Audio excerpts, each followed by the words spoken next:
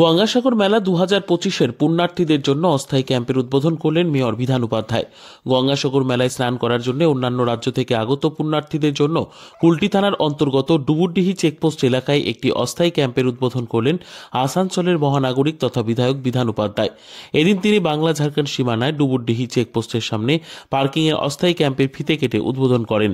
এদিন তিনি জানান, রাজ্যের মুখ্যমন্ত্রী মমতা বন্দ্যোপাধ্যায়ের নির্দেশনায় আসানসোল পৌর নিগমের ব্যবস্থাপনায় মকর সংক্রান্তি উপলক্ষে গঙ্গাসাগর মেলা দেখতে তথা স্নান করার জন্য অন্যান্য রাজ্য থেকে আগত পুণ্যার্থীদের জন্য তৈরি করা হয়েছে বিশ্রামাগার, শৌচালয়ের রাখা হয়েছে পানীয় জলের ব্যবস্থা।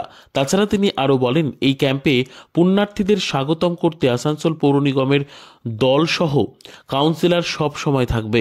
তাছাড়াও এদিন উদ্বোধনী অনুষ্ঠানে উপস্থিত ছিলেন কুলটি থানার আধিকারিক কৃষ্ণেন্দু দত্ত, কুলটি ট্রাফিক আইসি চিন্ময় মণ্ডল, চৌরঙ্গি ফাঁড়ির ইনচার্জ কার্তিক চন্দ্র ভূঁই, ডেপুটি মেয়র ওয়াসিবুল হক, মেয়র পারিষদ ইন্দ্রাণী সিংহ, গুরুদাস চ্যাটার্জি সহ সকল কাউন্সিলরেরা উপস্থিত ছিলেন।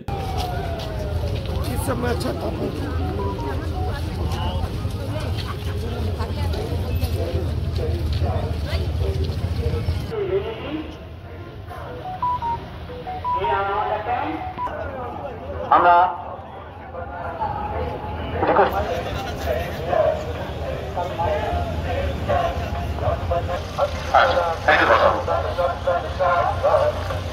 আসানসোল কর্পোরেশন যে উদ্যোগ নিয়েছে, সাধুবাদ জানাবো আমাদের আসানসোল কর্পোরেশনের মেয়র বিধান উপাধ্যায় মহাশয়কে।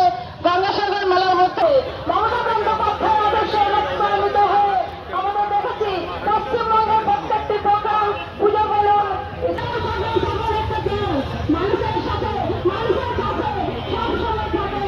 আমরা সারা বছর মানুষের পাশে থাকি। ধন্যবাদ জানাবো আমাদের কর্পোরেট সমস্ত আধিকারিকরা আছেন সবাইকে।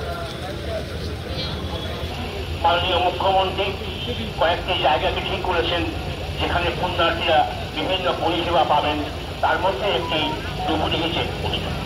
এই ডুবুরডিহি